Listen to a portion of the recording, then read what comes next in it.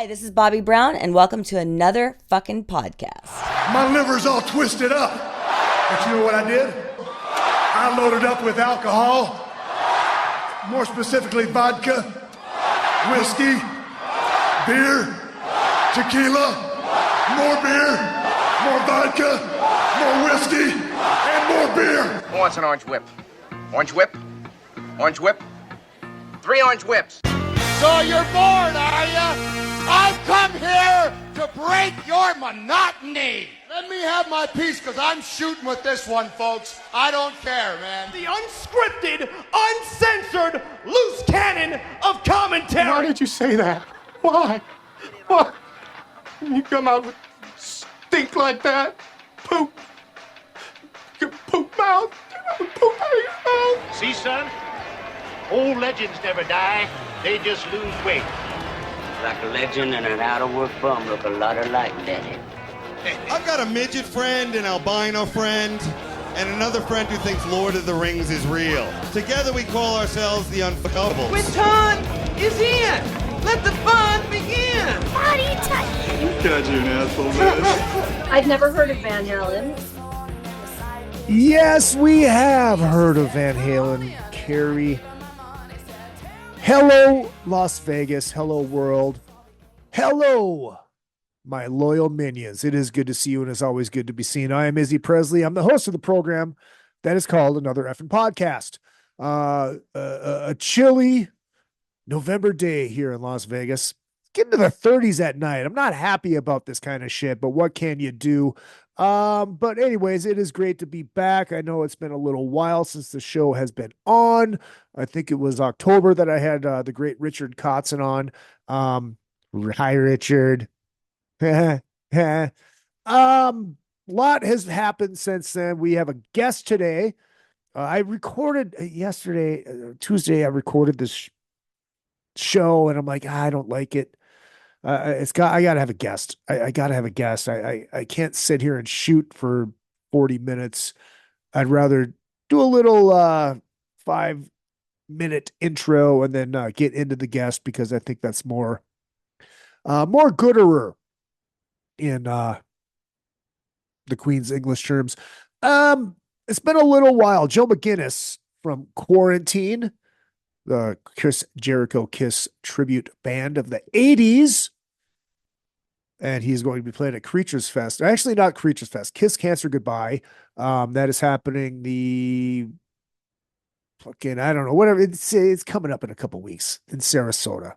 I'll have the link down in the thing with the stuff down there where you read all the stuff. Yeah, it'll be down there along with the Kuarantine link as well, because they are doing a couple shows the 14th of December at the fabulous historic Whiskey A Go-Go, and the 15th right here in Las Vegas, Nevada at my favorite rock and roll club, Counts Vamped.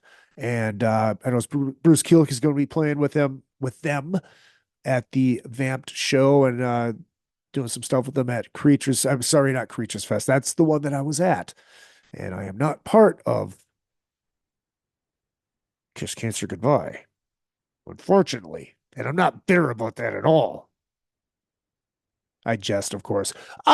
So yeah, Joe will be coming up here in just a few minutes. Just want to catch you guys up on what has been going on. I will be doing a show next week. Do not fret. And during this show, I announced the date of the Listener Drunken Summit. And the theme. So that will be coming up next month, of course, like we do every year. So get those Tom and Jerry's ready to sip on as you are watching or listening to the Listener Annual Drunken Summit. Excited about that. We did a lot of stuff here since I've been gone. We had the Las Vegas Guitar Trade Show, which I was lucky enough to host and MC and work. And that was great. It was at the Silverton Casino, and it's a good time. Met some great folks, some great companies, and one of them, Lock Custom Guitars, LOCKE. And hold on, I want to get it absolutely. Oh, wait a minute, right here. Lock Custom Guitars, LOCKE. Where is it? Visit our website. There we go. And this will be in the links as well because I really like these cats. They do basically they can build you your dream guitar, and they're not ridiculously expensive. I mean, they're custom prices, but they're not multiple thousands of dollars, $3, $4, $5,000 guitars. But they're fucking very, very good. I mean, they could be, depending, I guess, what you want. But they do a lot of Van Halen stuff. They are completely set on what they do, and they're very, very good. And they explain everything. And if you just want to get the stuff to build it yourself, they got the stuff. They build the bodies, they got the necks, the whole 9 yards. Very cool cats. They're based out of Wyoming. So check these guys out. Lock Custom Guitars, LOCKE Custom Guitars. And since we're pimping shit, dude, beater application, 2 E's. Beater. You can see it right behind me. Right there. Right there. 100 watts of testicular fortitude. 3 channels. Both 2 tubes. You got yourself a 50. Hand wired, hand built. Fucking amazing. Proud to be a beater artist, along with vintage USA guitars, which are right in front of it. So anyways, yeah, the Las Vegas Guitar Trade Show was phenomenal. I hope they do another one because I think they will. I got to MC the shows, the concerts that they had.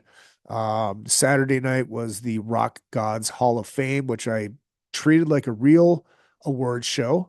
And I went out, I did stand up at the top of it, and then, introduced all of the inductees that were Andrew Freeman and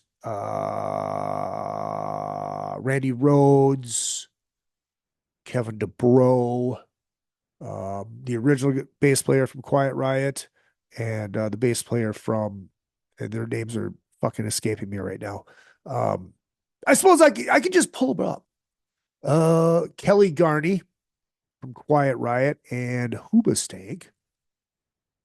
Bass player Jesse Charland. He got inducted as well, and they all played and they jammed. And a huge thank you to Danny Margasa for helping or having me as part of this. And it's an honor. It was a good time, and he's a great guitar builder too. Great fucking guitar builder. All those links are going to be down there. Check them out. So yeah, that was a good time. What do we have coming up? I don't know who the guest is going to be next week, but there will be a guest. It's Thanksgiving week, but fuck it, why not? We'll get somebody on. We'll do it probably on Tuesday, which is the day the show should be done. But yeah, there's that. December 19th, if you're going to be in Los Angeles, the Smoking Kills are playing our first show in over a year, well over a year. And we are opening up for Andre Como, who's a, veteran of this show. He's been on many times. You know him from The Real World Season 1. He was the grunge long hair guy. And good dude, great musician, writes great songs. And we are opening up for him at the Mint in Los Angeles, California. So that should be a good time. What else do we got, folks? What else do we got to catch up on? Can't think of anything. I really can't. So make sure you guys hit up all the socials at Real Izzy Presley all the way across the board, Twitter, Instagram, and Facebook. And of course, the show page, which is another effing podcast on the Facebook. And if you do like what I do, all the links are going to be down underneath, but I'll give them to you anyways. $ Izzy Presley is your Cash App. Real Izzy Presley is the Venmo. And of course, izzypresley@yahoo.com is your PayPal. And I am looking at doing some stuff different in the future. I've got to figure out how I do it because I want to get back to doing this show live. I think the show is better when it's live, and I enjoy doing it live. I like doing it so there's instant feedback, questions to get you guys involved because I think the show is better that way. So we'll get all that figured out. And if you guys want merch, all those links are going to be down there in your information. wherever you get the show. And follow on the YouTube and follow and subscribe everywhere that you can. So, anyways, I'm going to shut up. I'm going to take a split-second break, and we'll be right back with Joe Mcginness, who's got a brand new song out right now called Forever I Will. It's very Randy Travisy. He's a country guy, believe it or not. He's a country guy. But we geek out on fucking Kiss because that's what we do. We're insane. All right. We'll be right back. Another effing podcast. Joe Mcginness.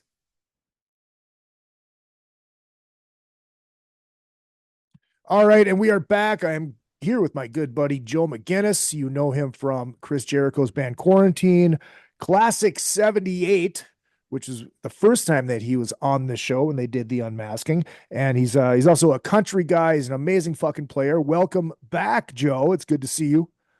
My pleasure. Likewise. Great to see you, man. Cheers. There you go. Cheers. Well, let's start with the country stuff, because we can talk the Kiss shit for hours. Sure. You have a brand new single right now. It's called Forever I Will.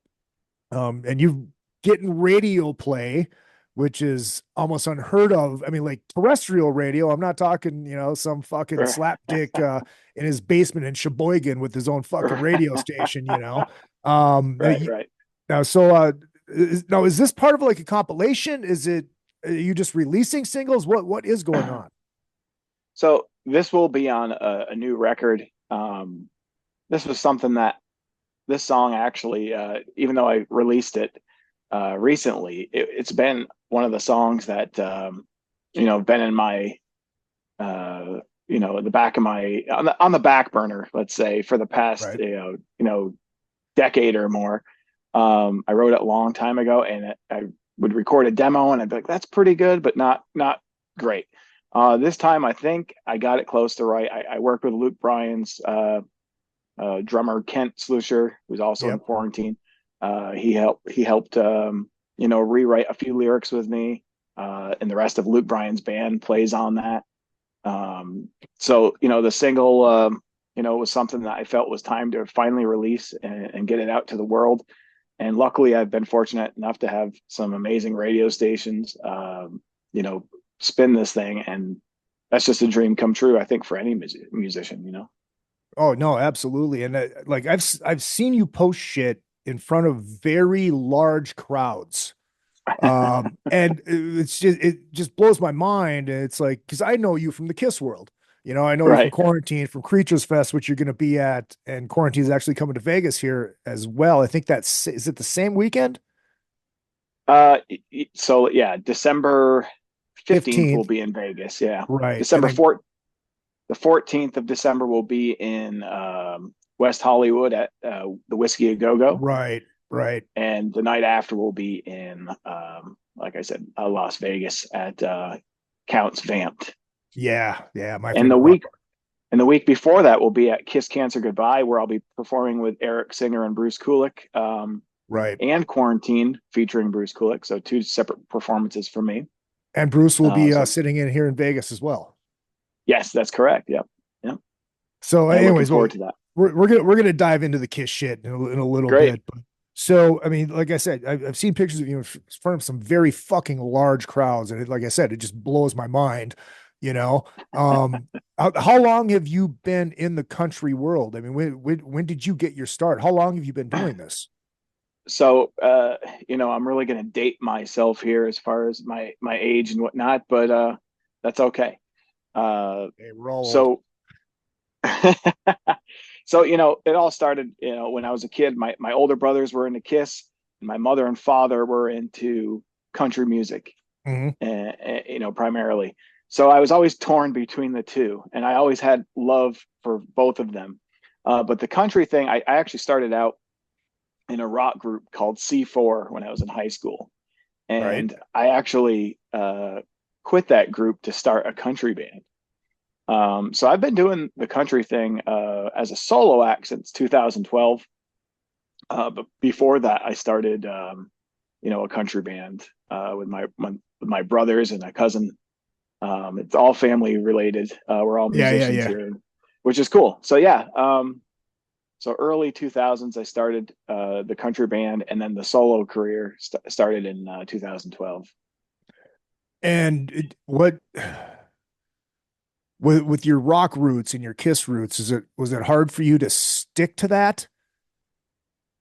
I always kept an element of, the rock, or even in this case, to compartmentalize even more, but like the Kiss theories, whether it's, always put on a great show and never, whatever. All the things that, Paul and Gene especially preached, or, any of those guys, I've always looked up to them. So no matter what I was doing, being a frontman with country, I tried to implement some of the Paul Stanley stuff, not the stage raps from Animalize. We all right, do. Or if it was an Ace Frehley riff. I mean, there's songs that have a lot of Kiss DNA in the country stuff that I do, which is great. So that kind of fed my appetite for the rock stuff. Once you get out live in front of a crowd, you kind of turn up your gain a little bit and rip into it a little bit more, right? So, of course. But yeah, it was a nice breath of fresh air to kind of start doing the rock thing again. But now, I was always worried about, what would happen if I, put the two together and did both at the same time professionally. And everything worked out great because I meet so many great people in the rock world and so many people in the country world. And it's, it's a bonus, man. Well, dude, it's so funny. And we were kind of talking about this off the air before I accidentally forgot to hit record. But how the rock and country worlds just really intertwine. How many country guys are really fucking rock guys? I mean, you look at Keith Urban, his band in Australia was called Fractured Mirror. Again, it always comes back to fucking Kiss. It's always insanity. Always. And another little quick note, a while back, Keith Urban had a Telecaster made with a cracked mirror finish like Paul Stanley. Of course he did. Yes. So he was clearly influenced and pretty open about his love for Kiss. That's funny. It's so wild. I mean, that's really how, you got dove into this whole Kiss world with Jericho too, is because of Kent Slucher. Yeah. Who's also a fucking Kiss geek. I always say we're the Scientologists of rock and roll. I mean, we're insane. And that's really how that happened, right? Yeah. The Klassik 78 thing was kind of prior to that. So, I did the Klassik 78 thing. I think 2015 we started recording, maybe 16 for the side one and side two. So, I had put some Kiss recordings. I call them Kiss demos, stuff I did like 100,000 Years, Love Gun. Yeah. Just some of my favorites. I'd mess around with these demos and I put them up on YouTube anonymously. Well, Tom from Klassik 78 was able to track me down somehow. I don't know how. And he's like, "Hey, I heard you're doing this, but I know you're a country guy, but would you be interested in doing this?" And I said, "Sure." And it kind of went from there and grew legs. And, I knew Kent at the time, and him and I were still working on country projects. Yeah. So, it kind of intertwined, which was pretty amazing, really. So how does Jericho come into this whole thing then? Because obviously this is before Kent was playing with Chris. I mean, was it PJ, or how did that whole thing come about? No, that's a great question. So in 2020, the craziness that happened, Kent being in a prestigious, traveling worldwide band with Luke Bryan, who is a superstar and is on American Idol and all these other TV shows and performances. Kent knows everybody. He's met everybody. So him and Jericho had a friendship that goes back quite a while. And let me guess, because of Kiss. That's a good point. Just always ties into Kiss. So that what's funny is I knew Kent knew a lot of people, and he might have mentioned Jericho before, but I was also friends with Charlie Benante before, so we had friendship, mutual friends, And it was funny. I'd never, officially met Chris. I had heard great things about him. Yeah. And so, yeah, when 2020 came around and things went nuts, we were at home, Kent and I, and he was very kind of bummed out about not being able to tour. And I was bummed out about everything and not being able to perform live also. And I said, let's record some Kiss covers, just for fun. And it was supposed to be just him and I, put it on YouTube, done deal, forget about it. Anonymously, right? Yeah. Probably most likely. We never got, we never really got that far. Yeah, right. So I did the guitar parts for No No No. He laid down the drum tracks. Next thing you know, he sends it to Jericho and says, guess which song this is?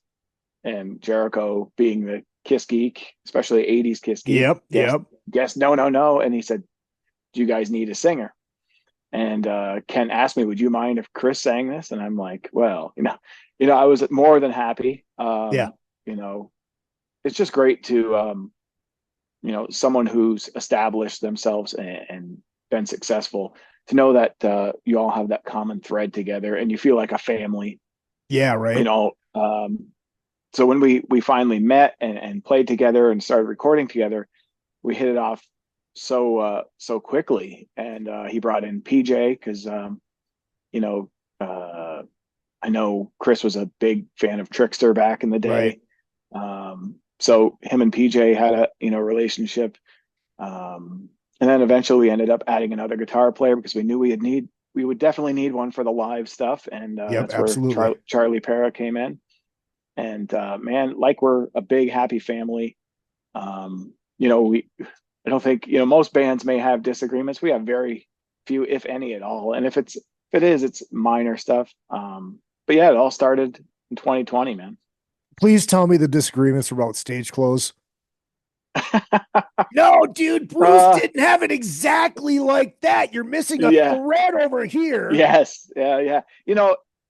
Probably something like that. And like I said, I'm trying to think of one because there are very few, and usually we all agree unanimously, and which is great. We all just love the whole 80s Kiss thing, especially so much.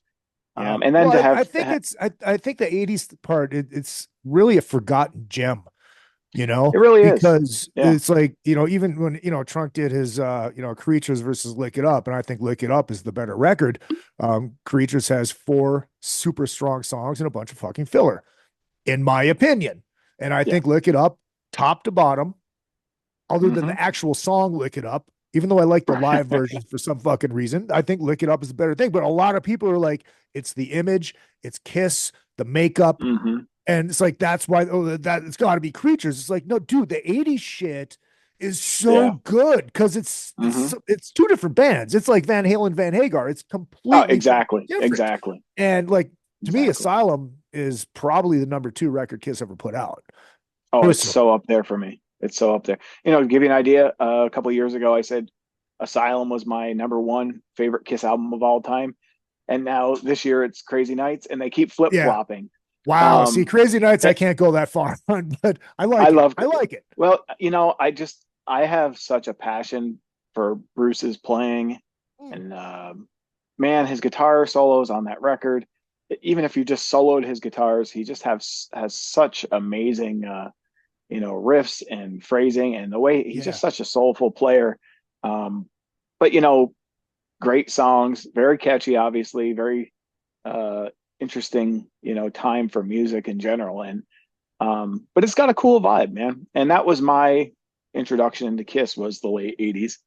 Yeah. As a kid watching Kiss Exposed with my older brothers, and then Animalized Live Uncensored. So, that was my era of Kiss. So it's hard for me to, and I love the 70s stuff. I love all eras really, but the 70s stuff is so great also. But man, there's something special about the 80s era for me. Well, I've told Bruce this, and the song "I'm Alive" off of Asylum, for all of you who don't know, to me, it's like, we always heard those stories that Gina Paul wanted Alex and Eddie, or I'm sorry, Edward. He didn't like being called Eddie. Edward, and to me, the song "I'm Alive," that's what it would have sounded like because of Bruce's playing on that. That's really a Van Halen-esque song as far as Oh yeah, Bruce goes. yeah, absolutely. I'm going to say it. Bruce was the best Kiss guitarist all around. Oh yeah, in my opinion. He could play the Ace stuff, and yeah, he put his own spin on some of it. But I put his solo for Deuce on Alive 3 right up next to Ace's. I mean, they're, it's like apples and oranges. They're both great. Depends on the day which one's better. I love them both, man. He really did a great job on a lot of stuff. But overall, he could play the fast stuff, he could play the soulful stuff, and he could play the straight up rock stuff. So, best all around guitarist for Kiss, in my opinion. And this is so wild that you guys are charting. You're fucking charting with Kiss covers. Yes. 80s Kiss covers for songs that weren't fucking hits. They're just like album tracks. Right. Which kind of shows you, the truth is, if the radio stations really truly didn't think they were anything special, they would not play them because they do not want to lose listeners. So the fact a song like Silver Spoon or a song like Good Girl Gone Bad, which are great songs, I feel like, we put a little bit more modern twist. We don't like to go too far, but we put that modern twist to them, and it breathes new life into them, and hopefully someone else could discover them and eventually go down that rabbit hole, of Kiss songs. Please tell me Any Way You Slice It is going to be in there at some point. Oh man, I play that one all the time on my guitar. I love it. So great. So we have so much to choose from. When we were talking to Eddie Trunk before, we mentioned, if you think about the amount of material we have, even the demos like Sword and Stone, I mean, we have so much stuff to choose from. So it'll be a long time before we run out of material to cover. So, but that's a great song, man. It's funny. So I do this because I'm a host on the Monsters of Rock cruise every year, and I do this jam where it's the cruiser jam. So I have artists and cruisers playing together. Now last year they had me do 2 shows, and one of them was I did 1977. And the second one, I let the cruisers pick their bands and pick their songs. And one of them was fucking Sword in the Stone. Oh, I'm like, nobody's going to know this song, but fuck it. I like it. Go for it. Right. That's and it went over. It went over. Yeah, great. And you also said you are going to be at Kiss Cancer Goodbye, which is also Neil, who did Creatures Fest, which I was lucky enough to be part of. Unfortunately, I'm not part of Kiss Cancer Goodbye. I have no idea why. I know. I must have did too good of a job hosting, emceeing, introducing, and being hilarious at punchlines and backlines. He's just like, he must hate me, because otherwise I would have got the call. Neil's a great guy. I think he just has so much on his plate, and he's trying to do. Honestly, I didn't think I was going to get a call because, man, I didn't know. I didn't hear anything about it for a long time. I heard rumblings, and then but when they did say that he wanted Kuarantine, and then he added Bruce to our it's like, well, what if Bruce played with you? Absolutely, Bruce. I'm very close friends with Bruce Kulick, which I'm very thankful for. I mean, he's been a great mentor, especially someone I've looked up to. Yeah. But just a great player, and we talk constantly, and we're just both gearheads when it comes to guitars and equipment, and so yeah, I'll be doing 2 performances at Kiss Cancer Goodbye. I'll be playing with Kuarantine, and then Bruce will be coming out for the last 8 or 9 songs. Nice. As our special guest, and he's ready to go. I know that because we've been talking about the set, and I think there's gonna be some great ones you guys are gonna love. And then the day after, I'll be playing with Eric Singer, Bruce Kulick, and Zach Throne. Nice. So the 4 of us will be doing a couple songs. I don't know if I'm allowed to say which ones. Don't ruin it. Don't ruin it. I don't want to get in trouble. Yeah, because they'll make him hate me even more. So yeah. So I doubt that. No one could hate you, man. You're too likable. I don't know. Ask Neil. No, I'm kidding. I'm kidding. But yeah, so we'll be playing a couple songs. Very excited for that event. And I know Todd Howarth will be there, one of our Yeah. all-time favorite musicians. So I'm I'm really looking forward to the event, and I really wish you were there. Oh, dude, I wish I was too. It's so funny because our friend Joey Casada had a post about it. I'm like, oh, this would be great to have ACK featuring Todd Haworth. Creatures Fest liked it. Then all of a sudden they announced Todd Haworth. Come on, you're killing me. Yep. But we actually, we actually just did in May. We did a gig out here with Todd, and he came up and did like half the set, and it was cool to be able to play those songs with him. And a funny story. So we had Troy Patrick Farrell playing drums. Do you know Troy and his wonderful hair? I know. Yeah, I know of him. Yeah. Yeah. Great dude, great player. And I get this text day of rehearsal. It's like, dude, can we do something with Breakout, man? I'm having a trouble. This middle part, I'm just fucking. I just don't know. I'm like, dude, it's got to be in there. It has. What are you talking about? Getting rid of the middle? It's like, no, just change it. I'm like, no, you gotta fucking do it, Troy. And I texted Todd, and Todd just started laughing. He goes, "I've had drummers vomit because of that song before. Mm-hmm. True story." Yeah, it's just insane. It's like Anton set the bar. So Anton Fig set the bar so high. And, I'm actually looking forward to seeing Anton play. I've seen him play live before, the Letterman show, and I saw him at a club in Manhattan about 10 years ago, and I met him. He's a great guy. So I'm looking forward to seeing him play also. Oh, so he's going to be there. I did not know that. He will be there. I don't know if him and Todd Howarth will interconnect anyway musically, but it would be a shame if they didn't. So. Right. Well, it sounds like it's going to be. Who else is going to be part of that? I know Todd Kearns. Todd Joey Kearns. Casada. Yep. And they're doing Creatures, right? Yeah, they're doing the whole Creatures record, I believe. And then Anton's doing some of the Unmasked and Dynasty stuff. And then I think they're doing the whole Alive 2 album, and I think Bruce Kulick and Eric Singer will be jumping up for that also. Nice. So there's quite a few things, and then Courtney will be doing the punchlines and backlines. Actually, I think they're doing some sort of Family Feud thing. With I went through and did that questionnaire for them. I wasn't very nice on some stuff. But it was jokingly, of course. Right. Sure. Yeah. Yeah, no, it's fucking badass. It'll be a great time. So yeah, the week after I'll be with Kuarantine and Lost. Well, actually, the first tour date is December 15th, or no, 14th at the Whiskey A Go Go. Have you ever played the Whiskey? This will be my first time at the Whiskey. A country singer, first gig at the Whiskey. Dude, it's pretty cool. I've never officially played there, but I've like introduced bands on stage. Oh, and nice. You walk onto that stage, and it's just like, holy fuck! I'm on stage at the fucking Whiskey A Go Go. It's fucking insane.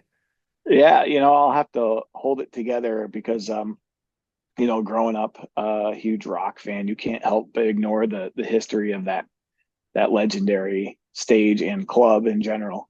Right. So I'm pretty excited about that. And then the night after, like I said, we'll be at Counts Vamped in Las Vegas, and that's where I'll see you, I'm sure, right? Absolutely. And probably our great friend Red Cup Jeff will be there, I think. No way. I think so. Really? Red Cup will be somewhere Jericho's at? I would never imagine that. So and man, I'm really looking forward to those dates. It'll be great to just see the other part of the country and do it in a different light with a rock band, in that matter. So it'll be great, man. So what do you have coming up as far as the country stuff goes? You have gigs lined up or? So nothing until 2025. I just played a one-off, just honestly because I'm really trying to get this album done. It's just such a I'm very particular about the songs I write and songs I release, and the new one, Forever I Will, obviously that was my wedding song, believe it or not. Wow. So yeah, so that one has some history. So yeah, I'm really excited to get this album underway, but it's been a long process. But as far as tour dates, 2025, we have a lot in the works right now. I don't want to say anything because I don't want to confirm it until it's 100%. Don't jinx it. That's right. That's right. So I'm really looking forward to it. And on top of that, I have two children that play music. So badass. Yeah, my sons just had their first gig. They opened the show for me on November 2nd, and man, they ripped into Cold Gin, of course, which was awesome. And they played a snippet of Black Diamond. They did some country too, but they did some great rock stuff. So it was great to watch, man. Super proud dad moment. Just great fun watching them. And actually, I just decided this right now. I just looked at the calendar. December 23rd, every year I do my yearly listener drunken summit where I have the listeners involved. And we always do the throwdowns. And this year is going to be, I just decided because of this conversation, Lick It Up versus Animalize versus Asylum. Three-way dance. Wow. So there you go. I'm in. You go. Yeah, dude. Fuck yeah, man. Come on in. It'll be a fucking blast. You had said via text that you wanted to talk about something that may or may not be right behind me. Yes, that amazing. That's a replica, right? It is a replica. It is not the real one. What? Could you grab that and show people? Yeah. Are people going to be watching this? Or is just sound? Yeah. That's why I have to record the video. I thought so. Okay. All right, this is the coolest. Yeah, so this jacket right here, I'm hoping someday to have one gifted to me by someone that I know that I'm staring at right now. But no, that thing's if it goes anywhere, awesome. Joe, it's going to you. Well, I appreciate that. So once I retire, Ack, it's yours. Oh, what a guy! So for the people that may not know, this is a replica of a 1987-88 Ace Frehley jacket that he wore with Frehley's Comet. One of my favorite groups of all time, probably right up there next to Kiss as far as rock goes. Close first or second. Man, they're a great band, but that jacket is super cool. And I told Izzy before we got on here that this jacket is super cool, and I wanted to talk about it because super jealous. I need one. So if anyone out there wants to get me one or make me one, I'll gladly pay you. Well, my friend Melissa Melly, she used to. Well, I used to have advertising on the show, which I'm going to bring back because why the fuck not? She used to have this business called Dead Threads, and she just took old rock shirts and turned them into like women's dresses and shit like that, which is badass. And I asked her to make me a fucking Ace Frehley jacket. So basically, she's like, "Well, find a jacket that fits and send it to me." And she found all the, even the buckle is the exact. I don't know where the hell she found the exact fucking buckle. Wow. And the patches are all exactly like they are on Ace's jacket. That's amazing. Yeah, I was going to say they look. Yeah, the only thing that's different is the back, but yeah, that looks cool too, though. Yeah, it looks badass. Cool. Yeah, she did a great job. She did a really great job on it. But, absolutely. Yeah, once I retire, Ack, it's yours. What a guy! What a guy! Oh, what can I say, man? Can I say? All right, so we got coming up first is Kiss Cancer Goodbye. Mm-hmm. And then we got the quarantine shows, which Ack is not a part of, unfortunately. That would have been badass. Someday. That was what I was pushing for that for so long. You guys introduced us like, no. Yeah, truthfully, I mentioned it, but I think they as soon as our booking agent reaches out, I think a million things start flying around, so you never know.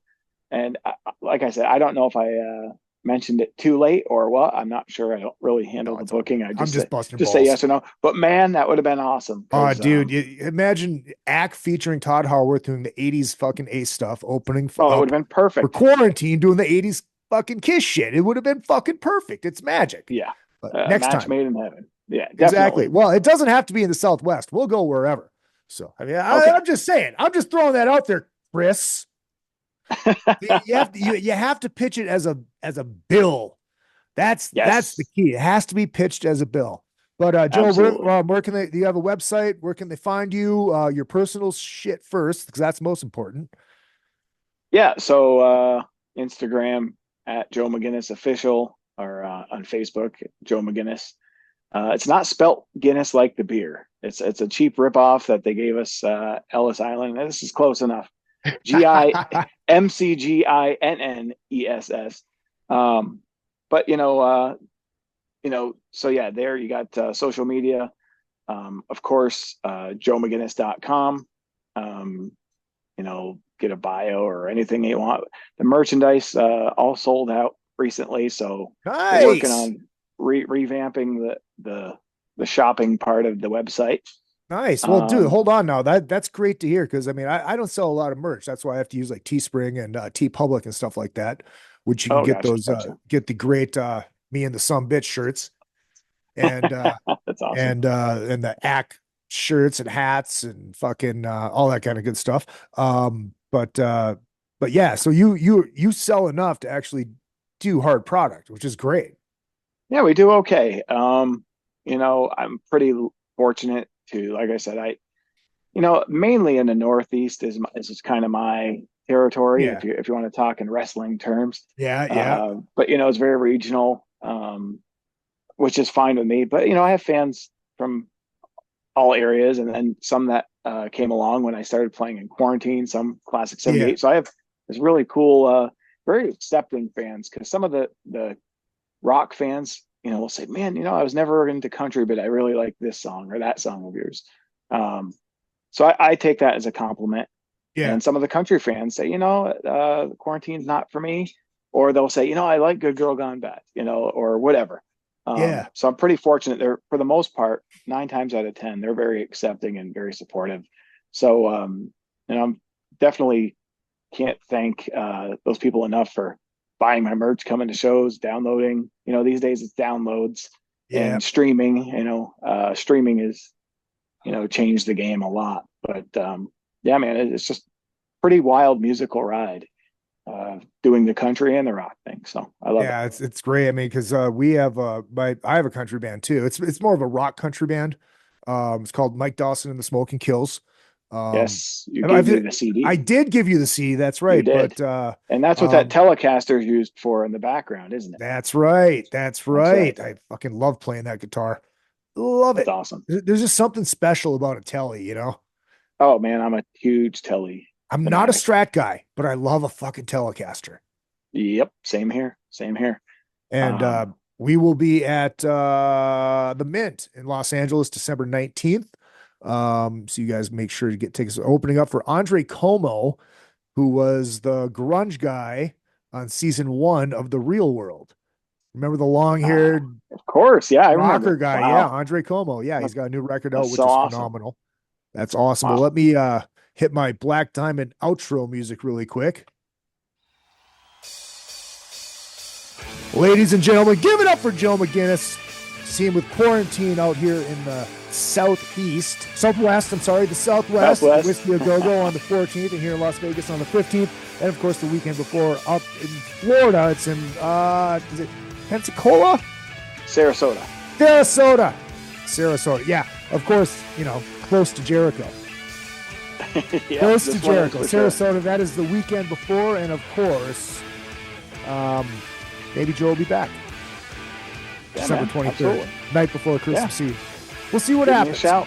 See if we can make it work. That would be a good time for the Listener Drunken Summit. There will be a show next week. I don't know who the guest is going to be, but I'm going to do it, goddammit. I have to get back to doing this every goddamn week.